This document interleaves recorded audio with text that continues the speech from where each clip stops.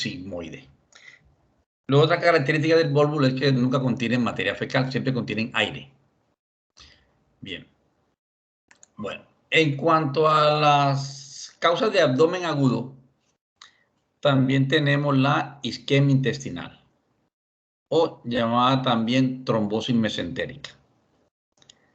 La arteria mesentérica superior va a irrigar una parte del duodeno, el yeyuno, el ilion y la mitad del colon. El colon ciego, colon ascendente y la mitad del colon transverso. La mesentérica inferior irriga el resto del colon, el recto y, el recto, los dos tercios superiores solamente. Entonces, cuando tenemos una trombosis de la arteria mesentérica superior, va a ocasionar una necrosis de intestino delgado y esto se conoce como una trombosis mesentérica con una mortalidad muy cercana al 100%. Ahora, ¿por qué se da? Porque son pacientes que están fibrilando, forman trombos en la aurícula izquierda, pasa al ventrículo izquierdo y de ahí viaja a la aorta.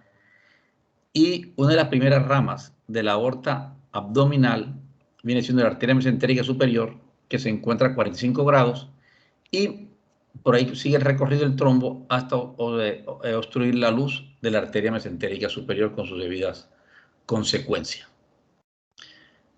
Bien. Otra causa de dolor abdominal o abdomen agudo es el divertículo de Meckel. Este divertículo de Meckel, que es una prolongación de intestino en el ilion terminal, se encuentra entre los 10 centímetros y los 100 centímetros del ilion distal o de la válvula iliocecal. Puede contener mucosa gástrica o mucosa ectópica o mucosa pancreática y puede sufrir perforaciones.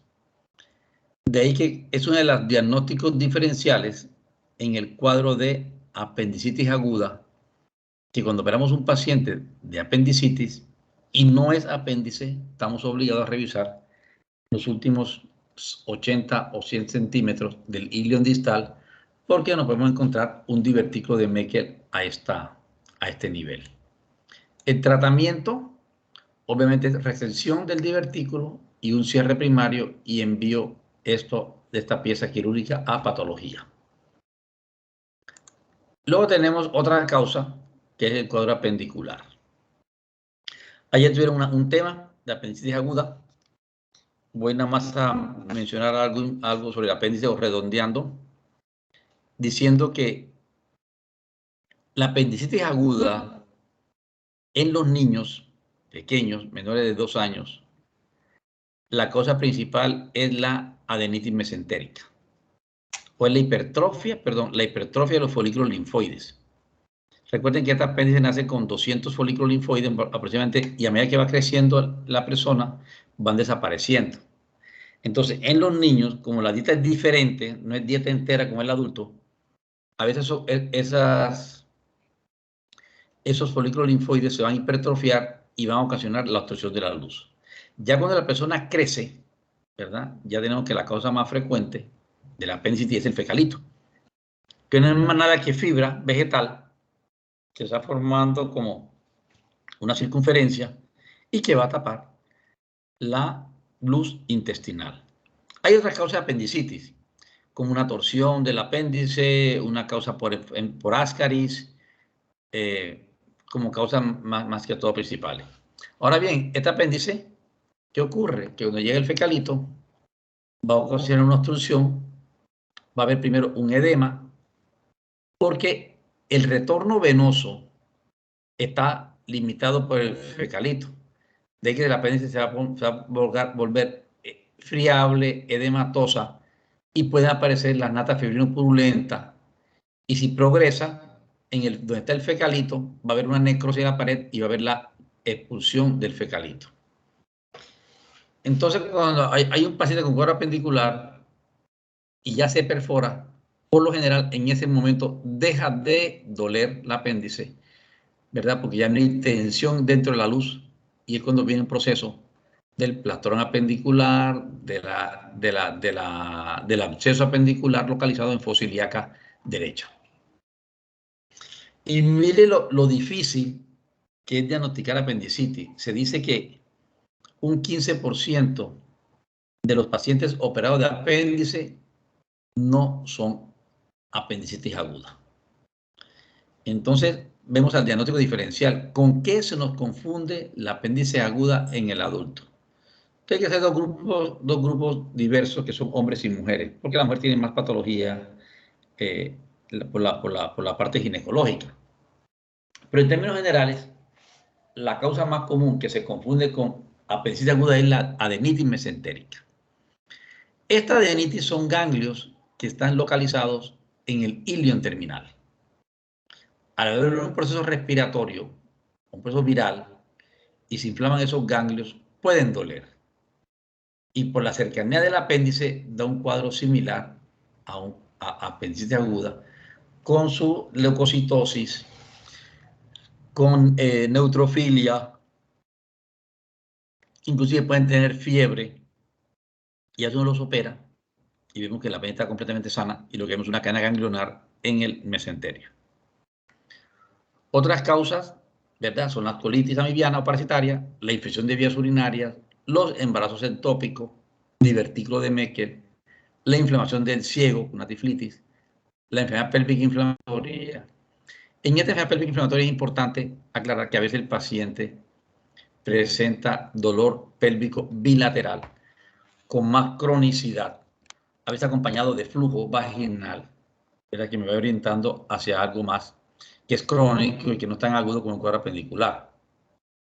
Este tumor carcinoide es un tumor que se encuentra a veces en el apéndice y va a producir hipertensión, rubicundez, y que son tumores pequeños de color café, que cuando estos son más los diagnósticos histopatológicos, ¿verdad?, en el tumor carcinoide. En cuanto a los embarazos ectópicos, ¿verdad?, siempre van acompañados, obviamente, de una amenorrea. Entonces, los pacientes siempre tienen un pendiente de control abdominal, mujer joven, con vida sexual activa, pidamos un gravidez porque podemos estar ante un ectópico, y si es del lado derecho, se puede confundir mucho más con un cuadro apendicular. En cuanto al divertículo de Meckel, es imposible hacer un diagnóstico preoperatorio. Estos pacientes, el 100% entran como apendicitis aguda, y si no es, comenzamos a buscar la causa transoperatoria de por qué le dolía tanto la fosa ilíaca izquierda, y al revisarlo encontramos que es un divertículo de Meckel. Las diverticulitis, cuando vemos el tema, si son más que todo localizados en el colon sigmoide, ¿verdad?, a veces puede haber también en el ciego, en el colon derecho o en el colon ascendente, y pueden semejarse un cuadro apendicular de acuerdo a la cercanía. Y los cálculos ureterales, cuando comienzan a bajar, antes ya la vejiga, pueden dar dolor en fosa ilíaca derecha, pero estos pacientes se manifiestan por dolor lumbar, y en un examen de orina podemos encontrar hematuria o cristales de amorfo que me están indicando que hay una alteración en el sistema urinario, y puede ser de pronto una litiasis, y se puede confundir con un cuadro de apendicitis aguda. Entonces, como pueden ver, la patología de la fosa ilíaca derecha es bastante abundante. Bien. Luego tenemos otra enfermedad que a veces operamos un paciente de apendicitis aguda y encontramos una perforación única en el borde antimesentérico del ilion distal, cerca de la válvula ileocecal. Y esta perforación es única, no es más nada que una fiebre tifoidea, porque a ese nivel están las placas de Peyer, y esta bacteria tiene una afinidad por estas placas, la invaden, la inflaman y la perforan. Recuerden que los pacientes con fiebre tifoidea crónica pueden tener como reservorio la vesícula, y a veces otros pacientes que se les colestectomía, aunque no tengan cálculo, con un manejo de control de la fiebre tifoidea o la salmonella tifi. Bien. Ahora viene la enfermedad de las inflamatorias, que son muchos. Tenemos la colitis ulcerosa, la enfermedad de Crohn, la colitis ulcerosa crónica inespecífica, el síndrome de colon irritable o los cuadros de constipación o diarrea que tienen que jugar mucho con el colon irritable o los hábitos alimenticios.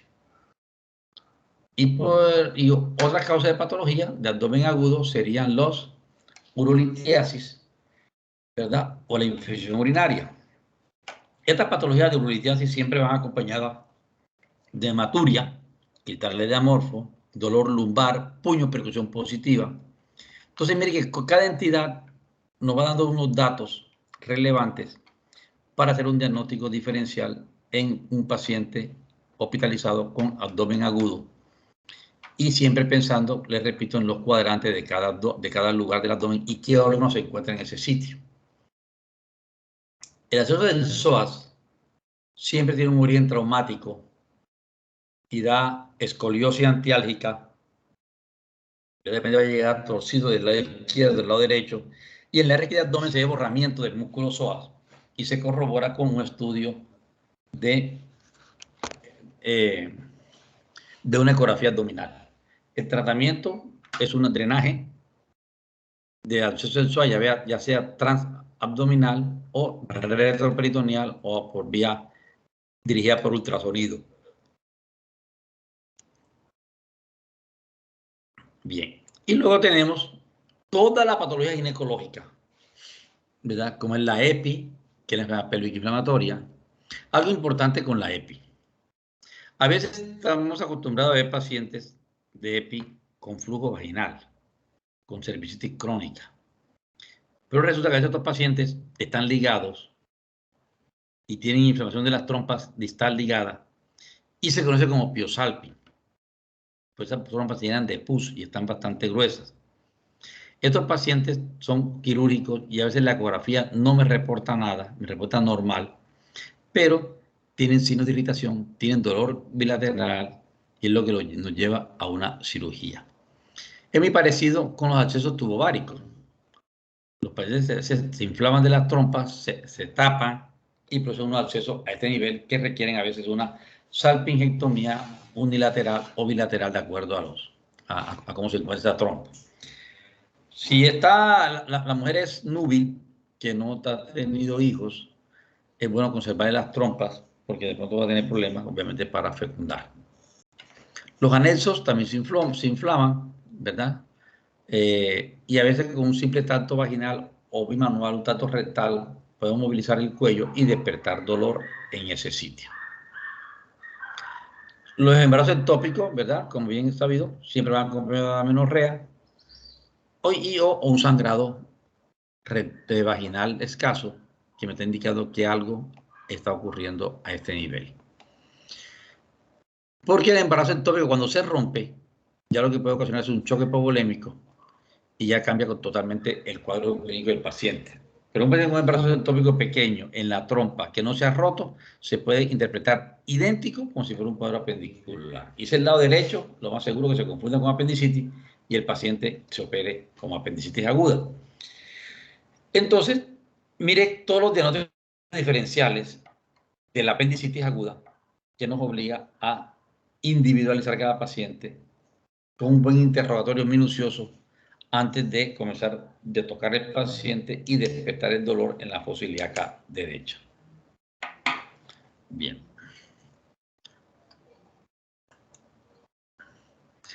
Los divertículos del colon, por lo general, se localizan en el sigmoide. Ahora vamos a ver más adelantico, ahora la siguiente clase, hablamos de divertículos. Y una de las complicaciones del divertículo del colon es el sangrado. Ya cuando se perfora, que hacen peritonitis, ya ahí nos enfrentamos a un paciente con una peritonitis fecal y tenemos que llevarlo a cirugía para hacerle la colostomía correspondiente, porque por la contaminación fecal es imposible cortar y anatomosis en un solo tiempo, por el riesgo de que se fugue y forme más contaminación fecal estos pacientes. Luego tenemos los aneurismas toracoabdominales, ¿verdad? Los disecantes, que no es más nada que esa dilatación de la aorta distal. Y el paciente va a estar claudicado, va a tener pulso como un soplo, como un trill a nivel en la línea media. Si es delgado, se va a observar muy bien. En paciente obeso vemos una masa pulsátil en mesogastrio o periumbilical o en hipogastrio. Entonces, los pacientes con aneurisma siempre hay que pensar que toda masa que pulse en la línea media es un aneurisma de aorta hasta demostrar lo contrario. Bueno, con esto, como pueden ver, terminamos, ¿verdad? En lo que hay que pensar siempre en un paciente con abdomen agudo. Ahorita vamos a comenzar a ver ya con más profundidad algunos de estos temas, ¿verdad? Para generar mayor la información. Doctor, yo tengo una pregunta. Dígame. En el caso de que nosotros se escucha como un eco.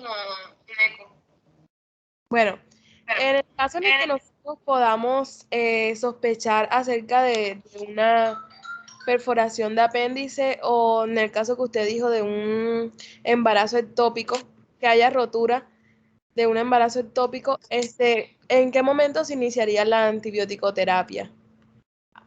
¿Antes de la cirugía o...? Antes de la cirugía. Hay una diferencia muy grande entre apendicitis aguda y embarazo ectópico. Por lo general, el embarazo ectópico, cuando se rompe, da siempre hipovolemia. De hipovolemia da taquicardia y da anemia. Es un paciente que está bien, se rompió y sangró. Está con 12 de hemoglobina y de pronto se baja a 8. Un cuadro apendicular jamás da un bajo de hemoglobina. En la patología abdominal de urgencia, lo que da baja de hemoglobina son embarazo ectópico o un trauma severo de órganos sólidos, ya sea vaso o de hígado. Es lo más común que tenga que producir hemoperitoneo. Y siempre damos antibióticos preoperatorios para evitar abscesos o infección de la herida y que suba rápidamente los niveles plasmáticos de los antibióticos. Y en base a lo que estemos pensando es el antibiótico. Si empezamos en un acceso, un embarazo ectópico, con una cefalosporina es suficiente. En cambio, en una apendicitis ya tenemos que empezar en otro diagnóstico, en otros medicamentos, pues ya toca es gran negativo y anaerobio. El cuadro de la bacteria común del apéndice es el Bacteroides fragilis. Por eso que en el apéndice el antibiótico de elección sigue siendo el metronidazol.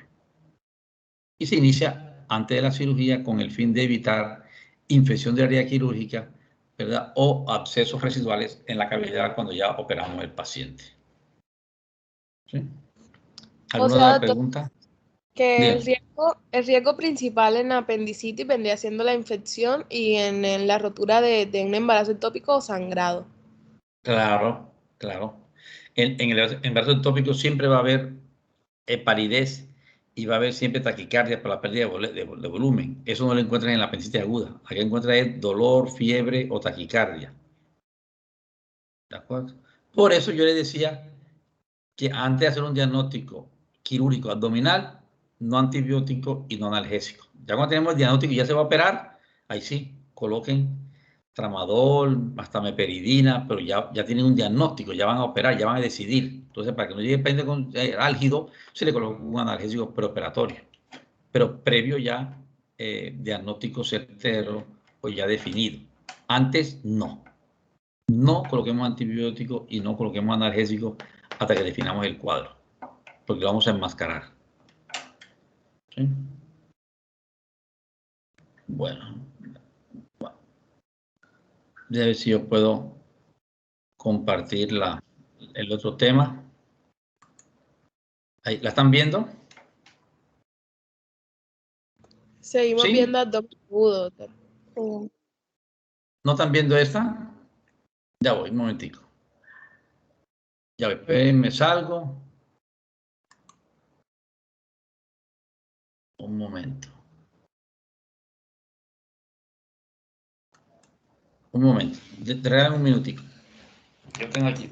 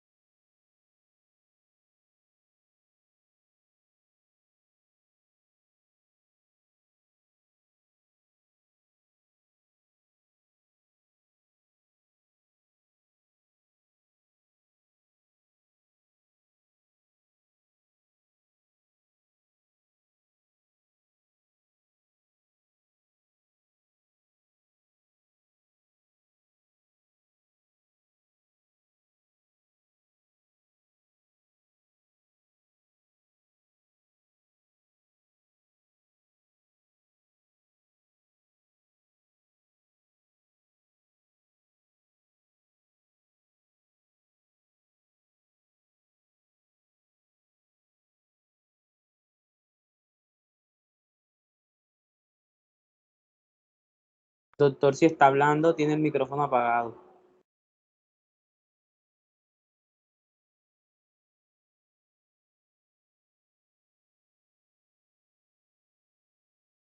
Todavía lo tiene apagado, doctor. Ya. Es que soy bastante torpe para estas cosas, pero el hijo mío me ayuda en esto. Bueno, ¿ya están viendo todo? Sí, señor. Ok. Bien. Una de las enfermedades que nos ocasiona más problemas de abdomen agudo en el adulto mayor es la enfermedad diverticular. ¿Qué son estos? Son herniaciones, ¿verdad? O saculaciones en el colon que va a producir unos trastornos severos, tipo obstructivo o de sangrado. El sitio más común que se presenta es en el colon sigmoide.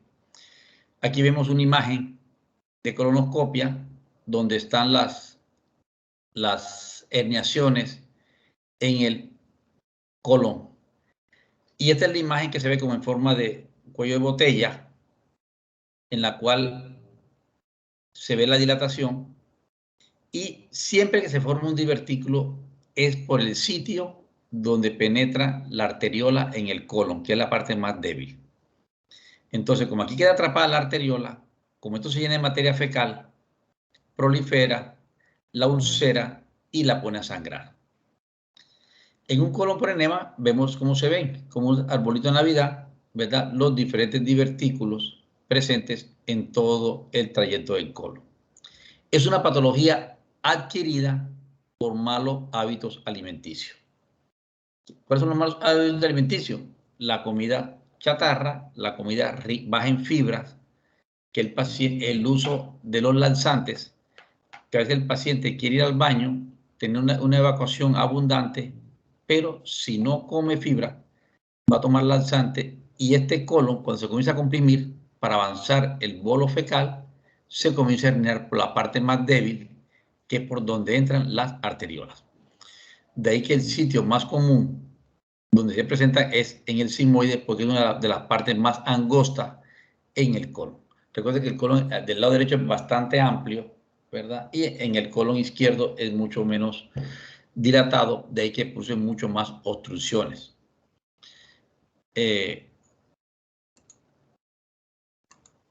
Entonces, ¿cómo se define esto? Es un divertículo, es un saco o una bolsa anormal que sale de una pared de un órgano hueco. Entonces va a haber divertículos del duodeno, del yeyuno, del estómago, ¿verdad? Del colon o del recto. Casi nunca encontramos divertículos en el ano, pero en el esófago sí hay divertículos, ¿verdad? No sé si ya vieron el divertículo de Zenker, que es uno de los más comunes en el esófago. Y los hay verdaderos y falsos. Entonces, los falsos no contienen pared muscular, son pura serosa, mientras que los verdaderos tienen todas las capas. Y esos son muy raros en el colon, más que son en el esófago. Se presenta en una edad mayor, de 70 años, y es muy raro en los niños. En los niños es muy raro porque los niños aún no han tenido tiempo, ni dietético ni por edad, de tener herniaciones de la arteria en el colon para producir divertículos. Entonces, como la causa más común o la causa de los divertículos son dieta pobre en fibras y el uso indiscriminado de los laxantes. Ahora bien, hay dos términos que se han acuñado que son diferentes. Uno es la diverticulosis, que es la presencia de la enfermedad sin síntomas clínicos.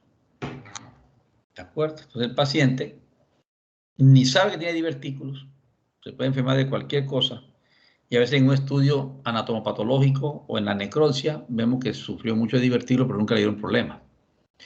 O el paciente que viene por problemas de colon, por divertículos, de diverticulitis, que puede tener o no sangrado, o sí o no obstrucción, y es el paciente que acude a la urgencia por dolor en el abdomen izquierdo. Izquierdo porque queda el sigmoide. Hay una etapa prediverticular en un paciente que puede estar cursando un cuadro clínico ante los divertículos. Y es esta etapa. ¿En qué consiste? Es un dolor espasmódico. El paciente cursa con meteorismo, con estreñimiento, con diarrea. O sea, hay un desorden intestinal. Y a esto le agregamos automedicación.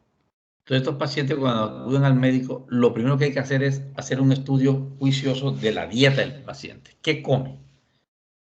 Y cada cuánto va al baño, ¿verdad? Porque ahí son dos cosas bien clave del paciente.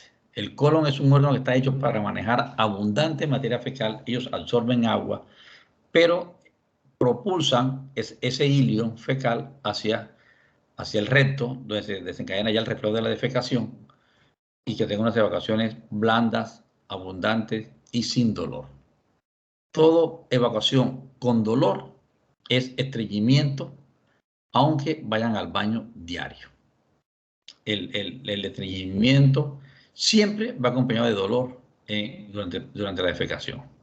Hay un estado prediverticular, que es la teoría de Sain, que está formada por 3 patologías: hernia hiatal, cálculos en la vesícula y divertículo en el colon. Mire, un común denominador de estos pacientes es la obesidad. Pacientes con hernia hiatal, por ejemplo, son pacientes obesos que aumentan la presión cardioesofágica, ¿verdad? Y pueden producir hernia de este nivel. Igual, al estar obesos, consumen mucho de grasa, forman cálculos y son pacientes con malos hábitos, pero hacen divertículos. Y mire cómo en esta tabla, cómo va aumentando el porcentaje de acuerdo a la edad, pasando de un 10% en la tercera cuarta década a un 80% en los mayores de 80 años. Quiere decir que todo adulto mayor de 80 a 100 van a presentar divertículos, más no sintomatología del divertículo. Son dos cosas diferentes. O sea, van a tener una diverticulosis, no diverticulitis. Y luego, ¿por qué se forma? Recuerden que la serosa del colon, al colon estar más grande, la capa externa del colon se divide en las 3 tenias, porque se desgarra la capa. Entonces, cuando hay las tenias y comienza el momento de propulsión y de expulsión del líquido ileal, si no hay nada que mandar hacia abajo, va a aumentar la presión. Y esa presión es la que hace que a nivel de la arteriola comience el paciente a dilatarse. A dilatarse, formar un saquito, a veces forman varios, 40, 50 en un trayecto corto. Y cuando se perforan, o cuando se sangran varios y se manifiesta por rectorragia, si es bajo. Recuerden que a veces el sangrado entre más alto esté, se manifiesta por una melena, que es de sangre oscura, color de alquitrán de hulla. Ahora bien, a veces hay un sangrado alto con sangrado activo y es por peristalsis aumentada. Entonces siempre hay que estar abierto, ¿verdad?, a un sangrado de un paciente con enfermedad diverticular. Y lo otro es, sería el cuadro clínico. Entonces, ¿cómo llega el paciente? Tiene un dolor siempre en el abdomen inferior y del lado izquierdo. Va a haber fiebre, una leucocitosis, con desviación a la izquierda, y va a haber masa palpable. Esta masa palpable no es más nada que los divertículos inflamados y que se puede confundir en ese momento hasta con un cáncer de colon. Ese es el diagnóstico diferencial de la enfermedad diverticular, un cáncer de colon.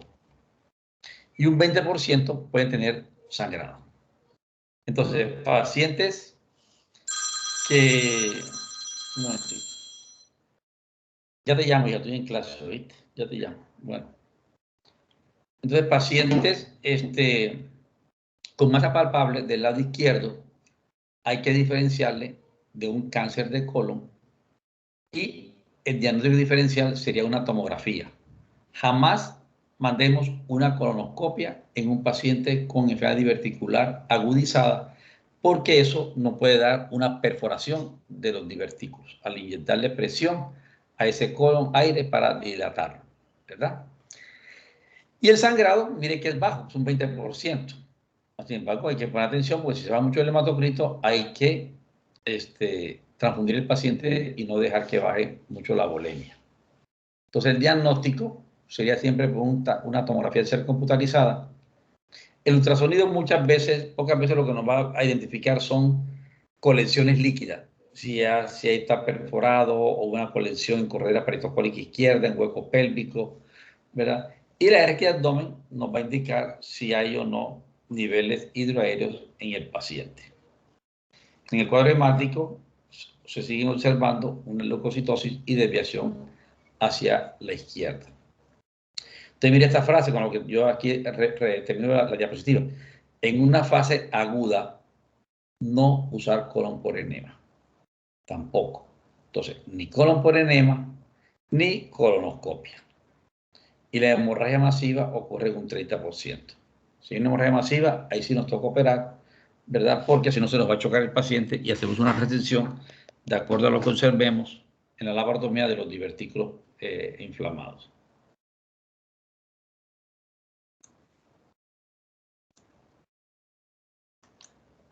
Bien, el tratamiento viene siendo líquidos endovenosos, ayuno, antibióticos, como es un divertículo y es una flora gram negativa anaerobio, tiene que ser a base de metronidazol con clindamicina o con gentamicina, ¿verdad? Para abarcar regímenes gram positivo, gram negativo y anaerobio.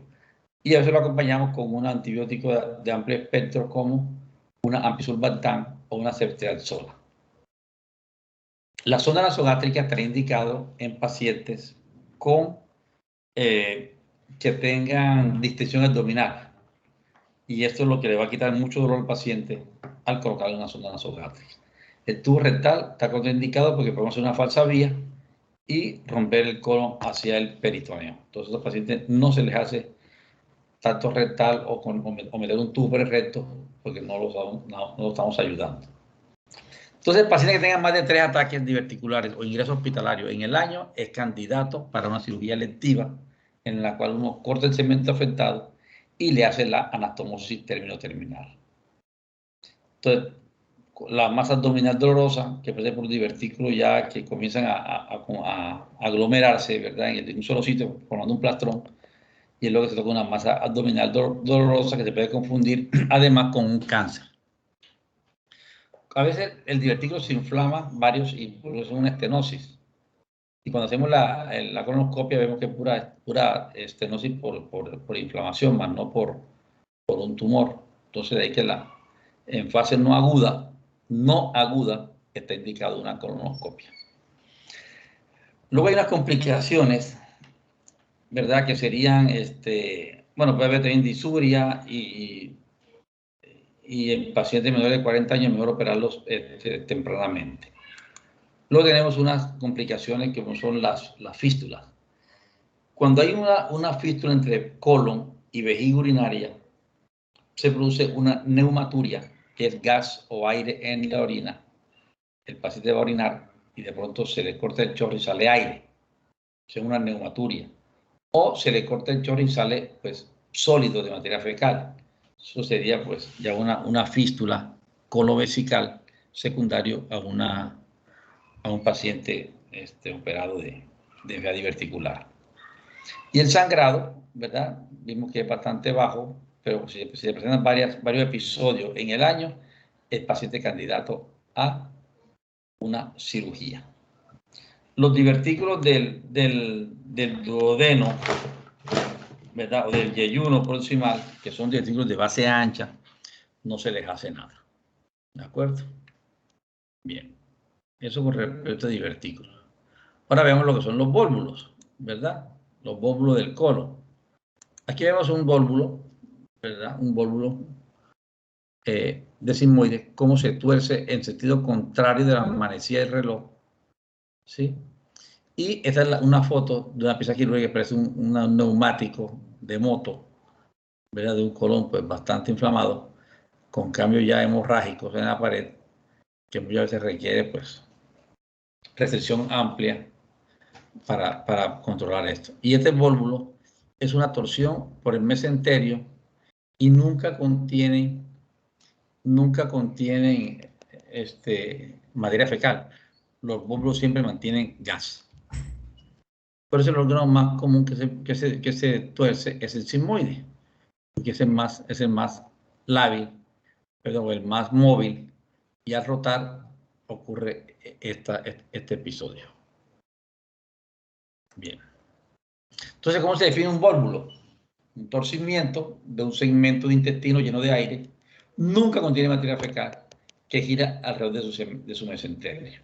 Ustedes miren las causas, un sigmoide, un 90%. Y se presenta cuando hay dólico sigmoide. ¿Qué es dólico? Dólico es como si fuera un megacolon o un megacolon sigmoide. O sea, tiene demasiado intestino y cuando se tiene materia fecal le pesa al organismo y comienza a hacer las torsiones, ¿verdad? Que es lo que se conoce como un vólvulo. Los divertículos cuando aparecen en ciego, por general son únicos y el tratamiento también es sencillo. Se puede hacer una resección del divertículo y mandar la patología con el cierre primario en el paciente. Igual ocurriría en el colon transverso, ¿verdad? También la resección. Entonces, ¿cómo llega el paciente con vólvulo a la urgencia?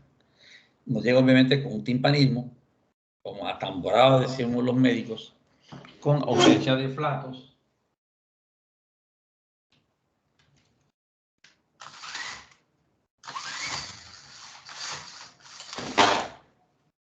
ausencia de flatos porque está obstruido, ¿verdad? Dolor abdominal, que es por la misma isquemia del intestino, y puede estar irritado si ese segmento se ha perforado.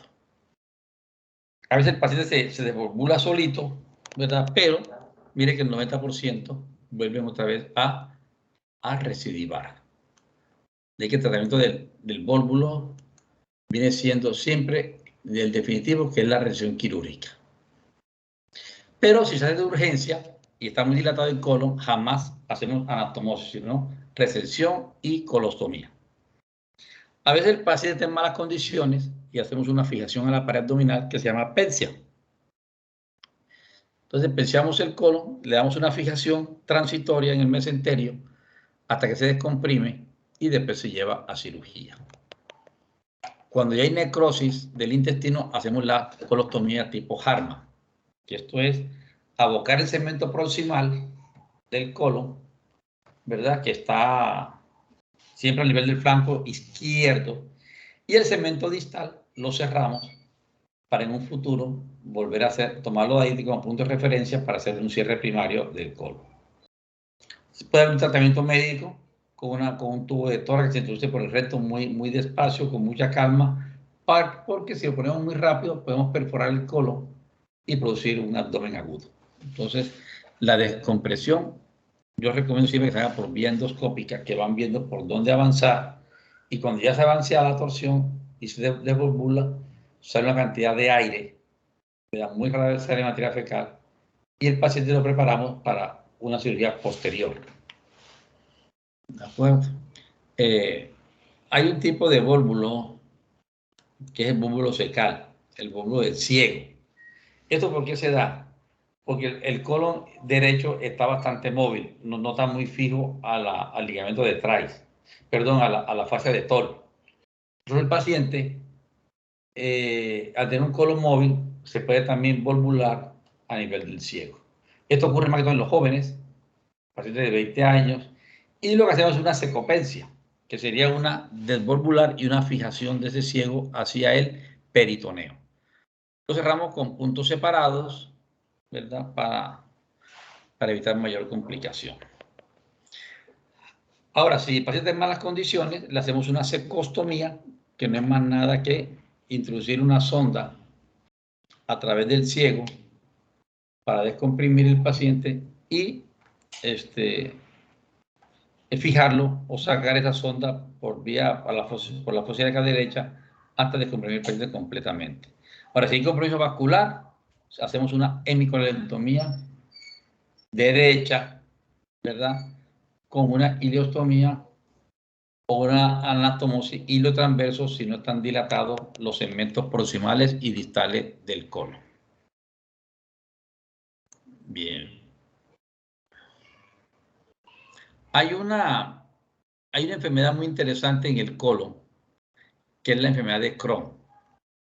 Quizás son de las enfermedades de más difícil diagnóstico. Porque esta enfermedad de Crohn, el diagnóstico se hace por exclusión. Primero, porque nunca pensamos en ella. Segundo, porque no sabemos la etiopatología. Es una cantidad de gránulos. Mira una foto de una pieza quirúrgica. Cómo se llena este colon en la parte interna de unos gránulos, de unas masas pequeñas polipoides. Esa sería una foto y esta sería el colon por enema, donde se ven estas zonas negras y blancas, que hay masas dentro del segmento del colon. Entonces, ¿qué afecta la enfermedad de Crohn? Afecta la región ileocecal, pero se puede encontrar en cualquier parte del tubo digestivo. Se puede ver en el estómago, intestino grueso, delgado, ano, recto.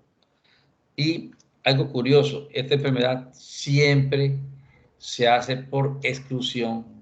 Siempre ya hemos descartado otras enfermedades y muchas veces los diagnosticamos después de 2 años del paciente estar sufriendo. ¿Por qué? Porque los síntomas son inespecíficos. Miren los síntomas: diarrea, que puede ser cualquier gastroenteritis de origen alimenticio; pérdida de peso, puede ser cualquier tumor o un VIH; y un dolor abdominal vago, que puede ser parasitosis. O sea, no hay un síntoma típico de una enfermedad de Crohn. Entonces, el diagnóstico es por selección, ¿verdad? Ya ir desechando los diagnósticos más comunes hasta que nos quedamos con otro tipo de diagnósticos mucho más raros. A veces la enfermedad de Crohn afecta el ano, ¿verdad? Con unas lesiones en un 30%, en un porcentaje muy alto, que es el 40%. Y mire el tiempo de diagnóstico: 35 meses. Esto viene siendo casi 3 años. Casi de entrada, con un paciente con trastorno en el colon, no pensamos en esta enfermedad, sino pensamos en unos lipomas, en unos pólipos internos, o pensamos en un proceso inflamatorio. Y a veces el paciente no acude, no se hace nunca la colostomía, la colonoscopia, perdón, y el tiempo corre en contra de ellos. Mire que en la fase aguda se inflama el intestino delgado, se puede ulcerar, formar abscesos y posibles perforaciones. Mientras que en la fase 2, si a veces sufrido mucho divertículo, viene una fase fibrótica. Entonces uno puede tener el intestino completo, ¿verdad? Pero va a estar estenótico y no va a comenzar a funcionar bien. De ahí que la cirugía en una enfermedad de Crohn se realiza en los segmentos afectados o necróticos. De lo contrario, no hagamos resecciones. Porque si cada ratito hacemos resecciones intestinales, ¿qué pasa? Llevamos al paciente a un síndrome de intestino corto. Si tenga dolor y tenga una parte fibrosa, quitamos 10 centímetros, 20, 30, nos quedamos sin intestino en este paciente. Toda esta patología pasa por dos fases. Una fase aguda 1, que es la inflamación, que es la que llegan todos los pacientes, que puede tener ulceraciones, abscesos o perforaciones, que cuando es quirúrgico. De lo contrario, la enfermedad de Crohn es manejo médico. Y una fase 2 fibrótica, cuando ya pasa la enfermedad, viene la inflamación y viene la fibrosis del paciente, con la dificultad para ir al baño y esto, ¿no? Bien. Entonces mire que los síntomas son bastante específicos y uno pensaría en todo, menos en un Crohn. Mire, cualquier diarrea, gastroenteritis, un VIH, pérdida de peso, un cáncer primario. Entonces, el diagnóstico se nos confunde mucho. Y si el diagnóstico es difícil, el tratamiento todavía es mucho más difícil. Primero porque no se sabe la causa del enfermedad de Crohn. Entonces, uno diabetes en ayuno, le pone antibiótico tipo metronidazol, que es el antibiótico de elección para toda patología del colon, el metronidazol. Y son pacientes que siempre están un poco desnutridos, porque le ponemos nutrición parenteral total. Mira lo que escribo acá: posible síndrome de intestino corto por varias restricciones quirúrgicas. Entonces, si un paciente tiene enfermedad de Crohn y no está estenótico, déjelo quieto. No le quite el cemento de intestino porque de pronto le puede salvar más adelante la vida o la absorción intestinal. Luego tenemos el tratamiento. Entonces nada más se trata solamente de las partes afectadas.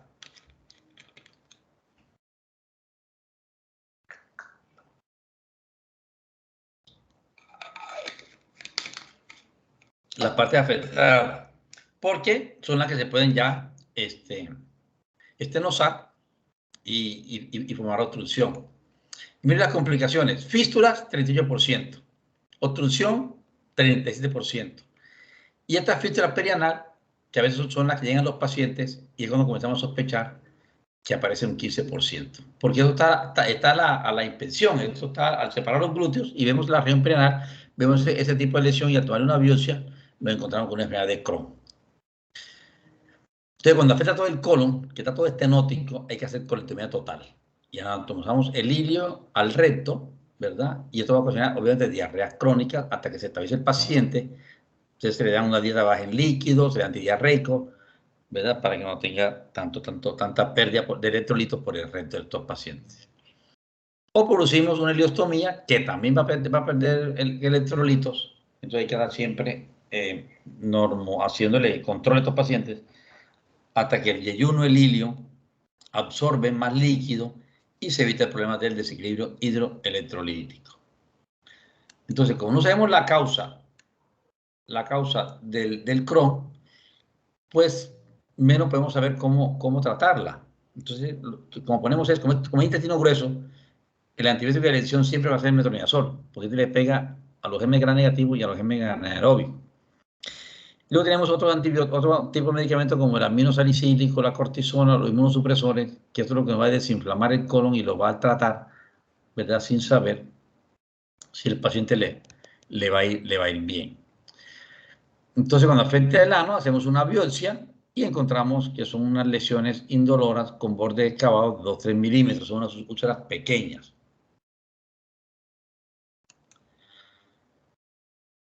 Y en la histología vemos una reacción del sarcoide granuloma, fisura, y a veces esas úlceras sí abarcan toda la capa del estómago. Entonces hay un signo radiológico, el signo de Cantor, en la cual está intestino normal, estenosis y intestino normal. Entonces, esa zona de estenosis, que es el signo de la cuerda de Cantor, si no hay obstrucción, déjelo quieto, porque no es un hallazgo operatorio, pero no estamos en condiciones para hacer resecciones amplias en un paciente con Crohn sin saber cuánto va a durar. ¿De acuerdo? Entonces, bien, lo que dije al principio, este paciente tiene varios meses o varios años para pensar en una enfermedad de Crohn. Luego tenemos otra patología que es la colitis pseudomembranosa. Esta ha sido ocasionada por diarrea, por un clostridio, cosas difíciles, o por algunos medicamentos que pueden producir colitis pseudomembranosa. Mire, la clindamicina, que uno lo usa bastante en cirugía, o la ampicilina o una cefalosporina. Entonces, también aquí el cuadro clínico de una colitis pseudomembranosa es diarrea, megacolon tóxico, porque está muy dilatado, y una perforación. Y en la cronoscopia, lo que vemos son estas imágenes. Esto ya está tinturado, ¿verdad? Como catarral del colon, porque la mucosa se ha inflamado y produce este estado. Son mediciones de colon que dan condiciones, ¿verdad? Y para hacer un diagnóstico más severo. Y el tratamiento, obviamente, casi toda la patología del colon lo manejamos con líquido endovenoso, con metronidazol, y la zona nasogástrica para comprimir ese que no llega tanto aire al colon, y una colestiramina como una medio de fijación de la toxina, ¿verdad? De la bacteria para evitar complicaciones más del paciente. Bien, luego tenemos esta colitis que así es común, esta sí es endémica o pandémica, que es la colitis amibiana. Mire que el trofozoito afecta siempre el colon o el hígado. Hace 2 días hablamos un poco del absceso hepático amibiano, cómo se forma. A veces esta colitis puede afectar el ciego y puede formar unos tumores que se llaman amebomas. Son tumores pequeños, amarillos, que al hacerle biopsia nos dice el patólogo que son puros amebomas. Obviamente el tratamiento si es por ameboma es metronidazol, ¿verdad? Por unos 10-15 días. ¿Cómo llega la transmisión? Por vía fecal oral, definitivamente. Entonces, higiene, lavar las manos antes y después, ¿verdad? Para evitar una infección por amibiasis. Entonces ya en el colon, esta amiba produce unas úlceras en socavocados y va a producir el famoso diarrea sanguinolenta porque esa colección sigue perforando hasta lesionar una arteria y la inflama y la pone a sangrar. Por eso depende con colitis amibiana pueden sangrar en cualquier momento. Y en el coprológico encontramos siempre trofozoitos en un porcentaje altísimo. Y mire el tratamiento. Metronidazol, antibiótico de amplio espectro que actúa tanto vía intraluminal o sistémico. Y la de yodo, que es un antibiótico selectivo que actúa a nivel intraluminal en el colon. ¿De acuerdo? Bien. Luego tenemos otro tipo de colitis, que es la colitis por citomegalovirus. Esta, como su nombre lo indica, afecta mucho al paciente con VIH, hasta un 90%. Y esta colitis no afecta tanto el colon, lo afecta un 10%, afecta más que todo el intestino delgado, el yeyuno y el ilio. Pero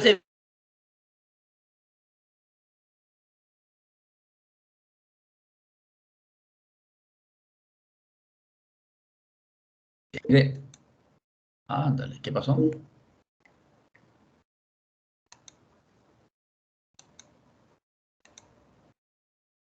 Se me fue.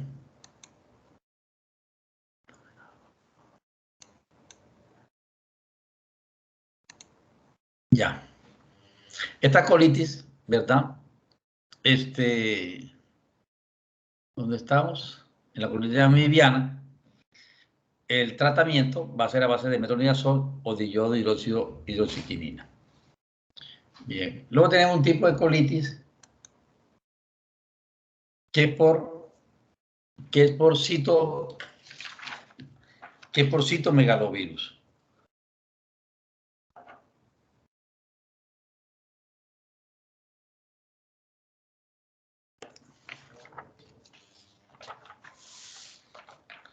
Obviamente, estos pacientes son pacientes que los afecta el VIH en un 90%.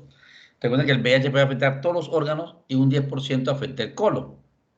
Y este virus también produce úlcera en la mucosa y hemorragia. Síntomas. Fíjense lo que son los síntomas en el colon, para que ustedes se den cuenta que es importante que cualquier datico nos llegue a orientar al paciente. Diarrea, fiebre y pérdida de peso. Yo con esos 3 datos, yo puedo pensar que todo paciente con diarrea, fiebre y pérdida de peso, yo puedo pensar en un tumor de colon. Pero si ese paciente yo le veo un estado caquético, ¿verdad? Muchas veces estamos y le pido una prueba de VIH, ya sabemos entonces que la diarrea viene siendo por un VIH. Sin embargo, eso no me quita que debo descartarle un cáncer de colon. Entonces, los signos y los síntomas en la patología abdominal o en cualquier órgano, hay que ser muy exhaustivo con el interrogatorio porque cualquier dato me puede abrir la luz a un diagnóstico pronto. ¿Sí? Obviamente, y el tratamiento por VIH a base de retrovirales, de anciclovir, hay varios esquemas. Y obviamente el pronóstico es malo. No lo mata la colitis, lo mata el VIH, que puede ser una neumonía, o puede ser un Kaposi, un tumor de Kaposi, y esos pacientes siempre tienen una muerte bastante pronto. Bien. Hay una patología que es la enfermedad de Chagas, ¿verdad? Que es endémica en Centro y Sudamérica y producida también por el Trypanosoma cruzi. Y es importante porque esto va a destruir los plexos de Auerbach y produce un megacolon tóxico. Entonces el paciente, al destruir los plexos de Auerbach, del colon no va a estar dilatado y se va a producir una estenosis y hacia atrás una gran distensión abdominal. Más que todo afecta siempre el recto y el tratamiento es una resección de la parte afectada. Bien. Entonces, vamos a quedarnos aquí, ¿verdad? Hoy vimos algunas cuantas enfermedades del colon, divertículos, y vamos ya quitándole ese temor al dolor abdominal, ¿verdad? Y vamos aprendiendo toda la patología que nos ocasiona un abdomen agudo no traumático, porque ya en el trauma ya se ven otras cosas diferentes que vamos a verlo más adelante. ¿Alguna pregunta pendiente de acá?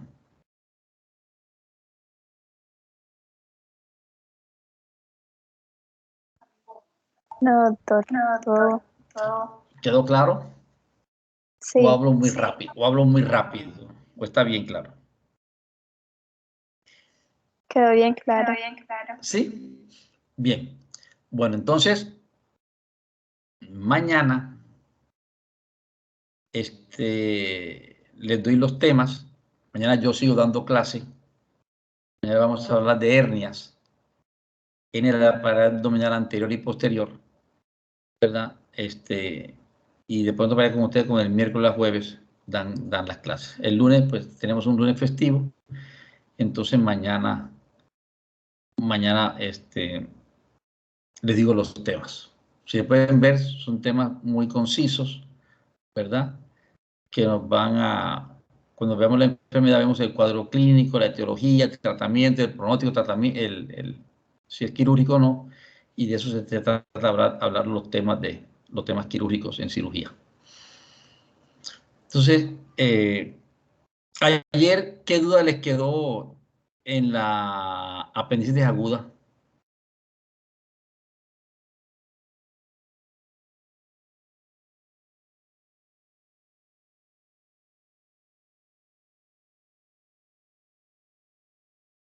Yo creo que ninguna, doctor. ¿No? ¿Vieron todas las complicaciones de la apendicitis aguda?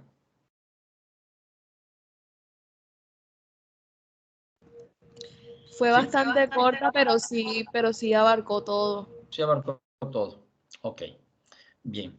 Entonces, nos vemos entonces mañana, también a las 6 de la tarde, para hablar de hernias, ¿oye?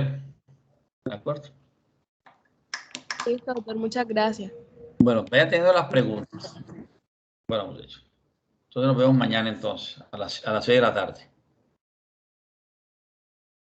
No, doctor, hasta mañana. Ok, hasta mañana, hasta luego. Hasta mañana, doctor. Hasta luego. Algo, el miércoles vemos el otro grupo en consulta externa en el Hospital San Jerónimo, que es donde los puedo llevar y les puedo conocer las caras ese día, a las 2 de la tarde. ¿Cuándo, doctor? Bueno, perdón, No escuché. Miércoles, 2 de la tarde, el siguiente grupo de 4 personas en consulta externa en el San Jerónimo. De la clínica central se van a comunicar con la universidad porque quieren que te lleven algo de ARL para poder asistir a la yo voy a hablar con el doctor Cabrales para ver, eso es muy sencillo, conseguir la ARL como un soporte, ¿verdad? Como un seguro para poder asistir a la clínica central. ¿Oyeron? Voy a ver si mañana viene, me ponen en contacto y mañana en la noche les tengo una información sobre eso. Bueno, doctor. Ok, muy bien. Buenas noches y hasta mañana, muchachos. Hasta mañana. Ok, chao.